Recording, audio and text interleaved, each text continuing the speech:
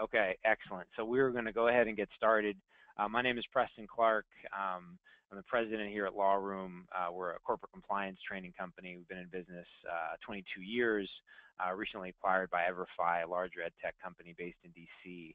Mike and I are based in our Walnut Creek, California office just outside of San Francisco. We have about 110 folks out here.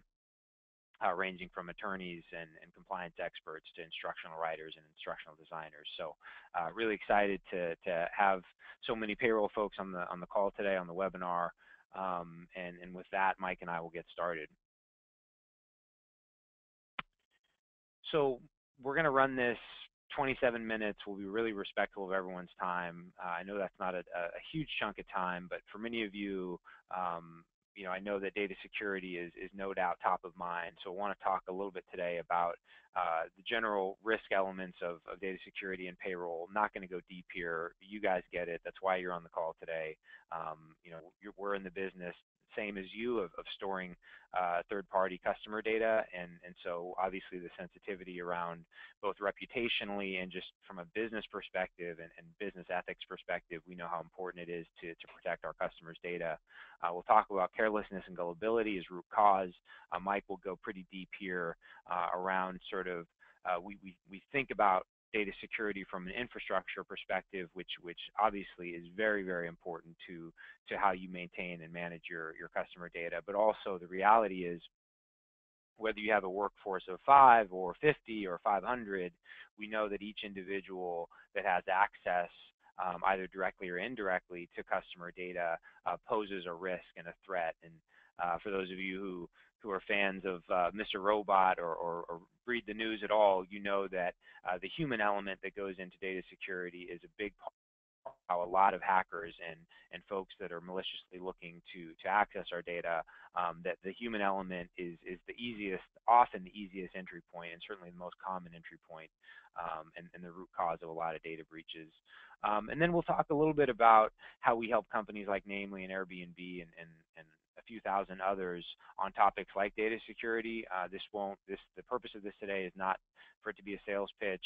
We see an opportunity in payroll, given the sensitivity. We do a lot of training for software as a service companies and payroll companies that are looking to make their data more secure. And so, you know, the goal for Mike and I today is to leave you with a lot of information that can help you build better programs within your organization. And certainly, if there's an opportunity for us to help you do that beyond the session today, we're happy to discuss that. But by no means is that the driver behind the next few minutes here. So with that, I think that, you know, I've worked with, I know many of you on the phone today. I used to run sales over at a company called Think HR. We worked heavily in the payroll industry for a few years, and have a great deal of respect for the folks over at Sage Payroll. And obviously we read about their breach, and as Mike and I, doing our homework, started to dive a little bit deeper into how that played out and what happened.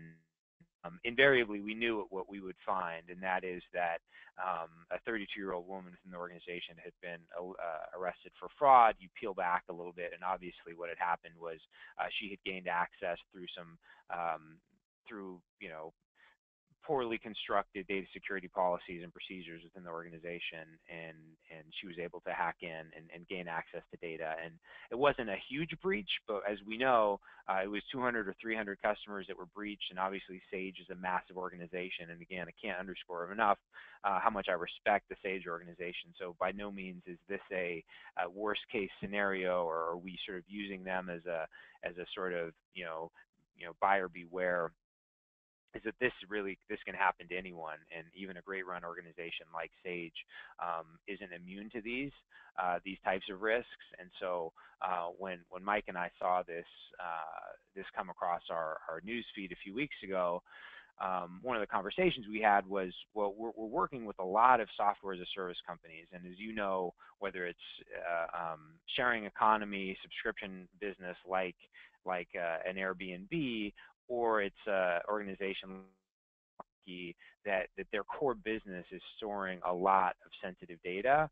We know that it's incumbent upon us as one of the leaders in data security training to at least reach out and work with those organizations as we have to try to help them educate their workforce, and this Mike is going to dive a little bit deeper into here in a few minutes.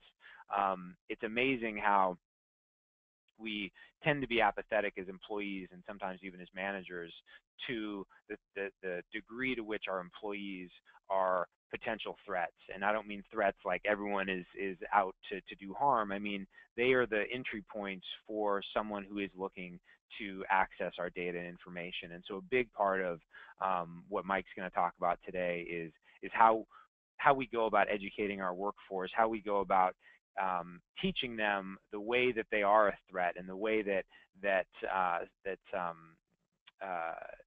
hackers are approaching our workforce and our employees. And then, of course, we'll also talk about phishing scams and passwords and all these things that we think about all the time, but rarely do we have really enforceable policies in place. And so I want to make sure today that also we, at this very rudimentary level, Mike's talking about some of the really obvious things that organizations need to do to make sure that their employees are protecting the data that's so important and valuable to our business. So with that, Mike, I'm going to pass it over to you.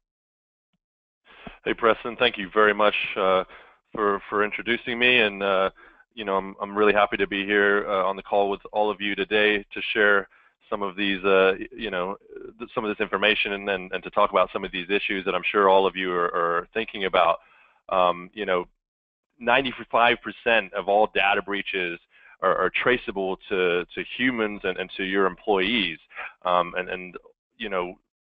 organizations ultimately do look to train to sort of reduce that number, with human psychology being at the heart of these employee mistakes, and ultimately the cause of your organization's data being breached and accessed.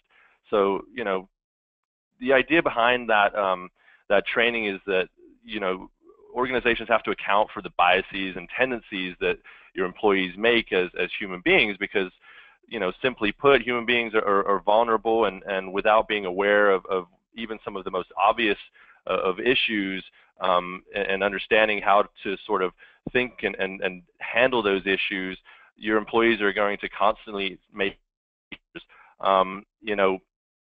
focusing on things like data security being a mindset for your organization is an imperative. Telling compelling stories through immersive scenarios are crucial, and showing employees, like I say, what to protect, teaching them principles of persuasion, and ultimately simplifying the data security best practices or how you should be going around, really thinking about your training and what it is that you should be, doing to ensure, the highest level of security for the information that your organization holds.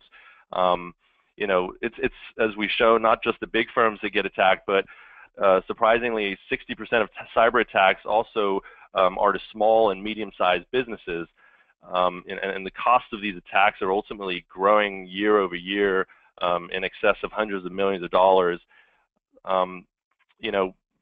Primarily, unfortunately, the cost in these attacks are due to the Achilles heel, which again is your employee base. So,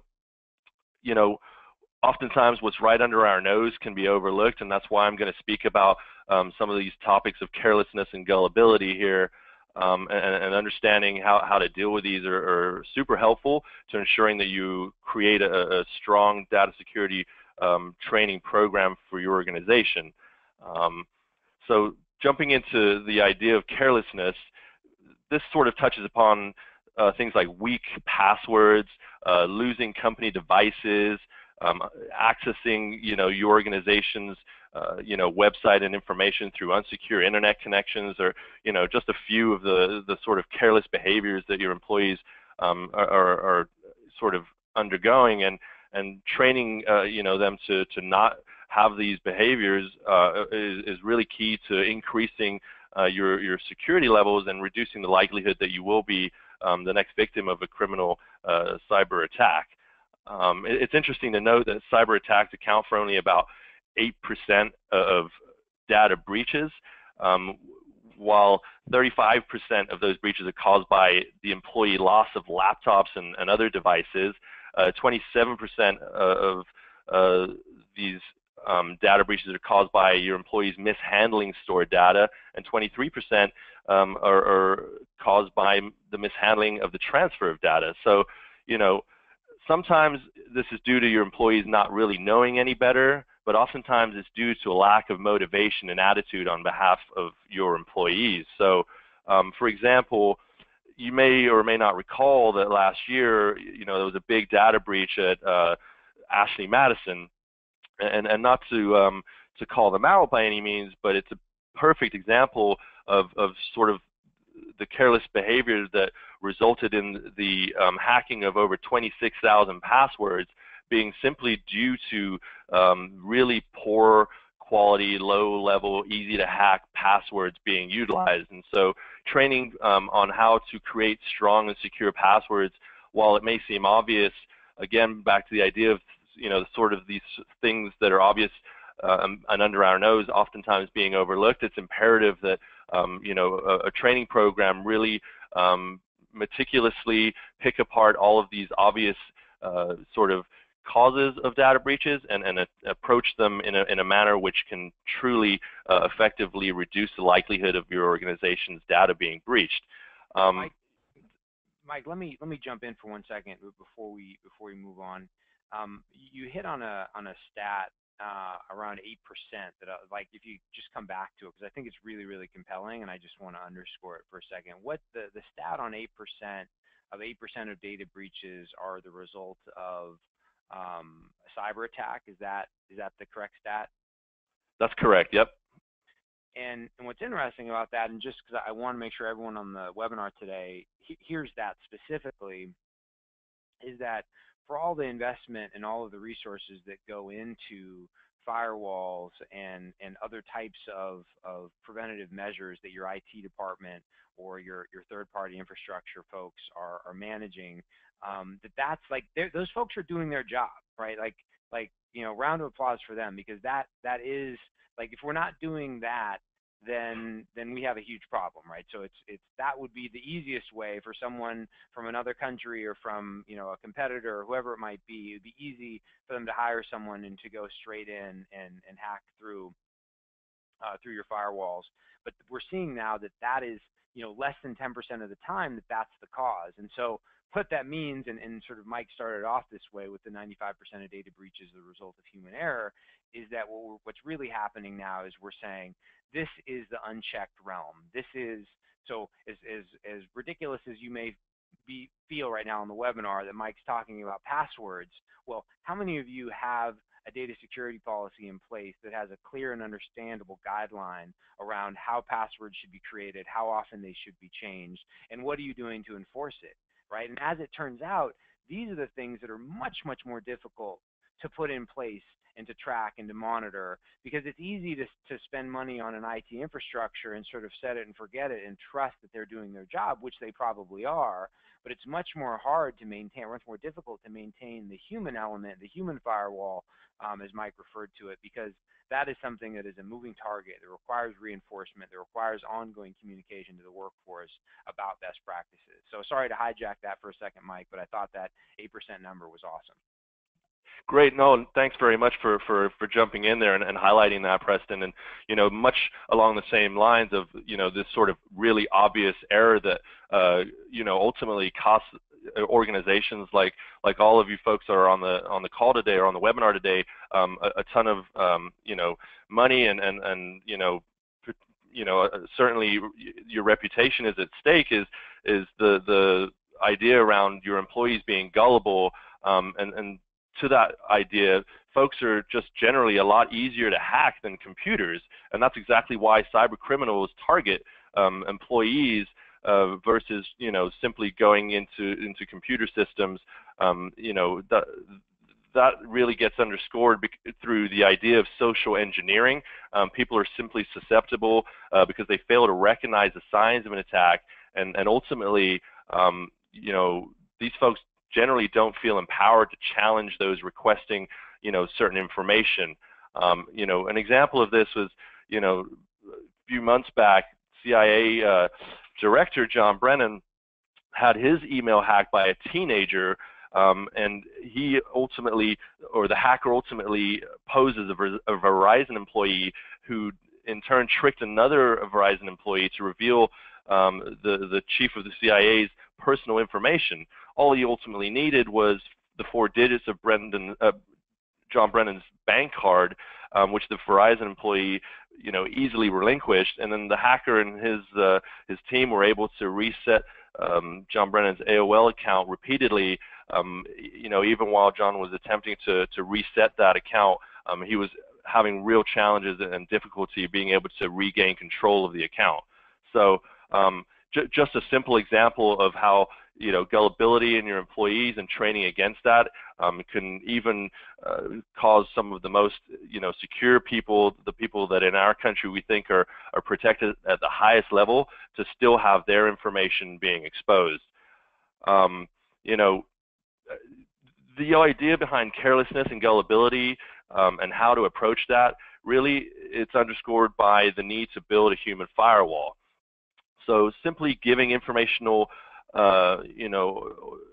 or awareness training is just not enough, right? So it's not even enough to tell your employees what the data security best practices at your organizations are, or to simply believe that because they're your employees and have read your policy that they know how to deal with that. They have to have their habits truly changed. And to be effective, a data security program must focus on the motivations and the attitudes and behaviors of your employees to be able to do that effectively. There are some key approaches that I'm about to jump into here that will help you to sort of think about what it is that you need to build that human firewall. And the first thing that you should be thinking about is cultivating a data security mindset. Your training should foster attitudes and beliefs that enable and empower your employees, as I mentioned earlier, to respond and prevent the breaches, right? Being able to, give your employees that empowerment can come through a variety of measures, including telling compelling stories that offer concrete examples and teach your employees about what to look for and, in turn, how to respond to those potential breaches and hackers. The other, kind of component to creating this mindset as well is that your employees need an opportunity to practice the learnings that you're providing to them in meaningful contexts that allow them to rehearse how to deal with these situations in realistic, real-time manner. The other thing that is key to creating a human firewall is showing your employees what information is necessary to protect, right? So sometimes organizations may think that certain information is either obviously sensitive, and so your employees should just have this sort of implicit self-awareness of what that information is, or organizations will think that certain information is just mundane and not necessarily all that sensitive to be needing to protect. But even information like telephone numbers are crucial to protecting at all levels the data that your organization is housing for not just your internal proprietary information, but also for your customer data as well. Teaching principles of persuasion and advising your employees on what they should be looking for and how to be aware of it, this is key, because you can't necessarily predict exactly how it is a cyber attack is going to take place, but what you can do is teach your employees what it is that they should be looking for, so that if something similar arises, there's sort of red flags pop up, and they're immediately on the defensive and asking themselves questions as to why it is that the person on the other end of this email or this call is asking me for this particular information, or why a particular caller is saying they are a specific person but unable to maybe give certain identifying information, or why an email looks like it's potentially coming from your CEO or from somebody else that's within the organization, but something may not look quite right? These are the sorts of principles of persuasion that you've got to teach and get your employees aware of. And then, lastly, really simplifying your best practices is crucial. So I'm sure all your organizations do have best practices, but you don't want it to be so challenging to understand and apply that only your IT personnel can do that. You want to dumb it down in a way that everybody, no matter at what level they are within your organization, so long as they have access to any information within your organization, those folks are all on the same page and aware of how to go about creating certain passwords, how to deal with certain information requests, and all the other things that we've talked about today, and some of the other issues that we'll highlight in terms of the types of breaches that you could be suffering here. So, Mike, if I can jump in for 1 second, Mike. Please, Preston. Yeah, so when we look at the 6 of these, and before we jump on to the next segment, I think that for me and for the conversations we have with many of the organizations we work with, it's really number 4 that I want to highlight just for a minute. I think understanding the why and your employees understanding the why is a big part of breaking through the apathy, because it's one thing to say, here's how to prevent a data breach, here's how to manage, like here are the how social engineering works, here's how someone can gain access to the building, can gain access to your computer. Like all of these things ostensibly can sort of be understood by your employees. They certainly should be in your data security policies, and I hope that all of you have them. If you don't, I would urge you to build one. But the why ends up being the crux of it, because if there's a degree of apathy because you have an employee that doesn't believe that either through their phone, their desktop, or device, or otherwise, that they're actually an entry point for a hacker or someone looking to gain entry into the system, that ends up being the big problem, because you're asking people, as Mike put it, to change their behavior, but that's premised on, gosh, they'd rather not, right? You'd rather have, cat as your password, and wouldn't that be nice? Because it's been cat forever and it never changes, and my work life is just a little bit easier knowing that I don't have to remember and manage this system. But if suddenly it's clear to me that the data that I'm controlling, or that I'm a gateway for, is really putting the business at risk, or could potentially put the business at risk, then suddenly I, as an employee, understand that I owe it to my employer. I have a responsibility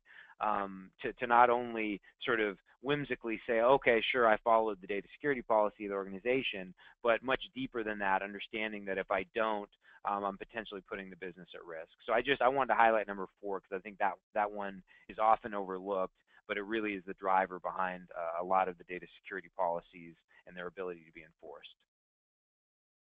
Absolutely, and so